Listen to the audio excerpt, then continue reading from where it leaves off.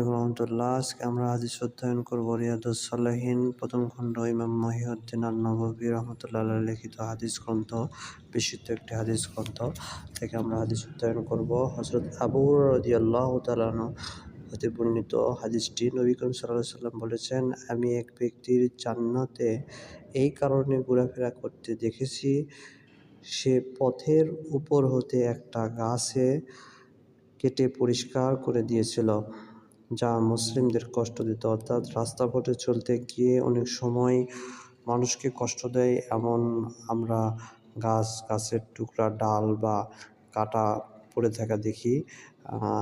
এটা যদি পরিষ্কার করতে পারি, মানুষের কষ্ট দেয় এমন কোনো বস্তু যদি পরিষ্কার করতে পারি, আল্লাহ রাসূল সাল্লাল্লাহু আলাইহি ওয়াসাল্লাম বলেছে যে আমি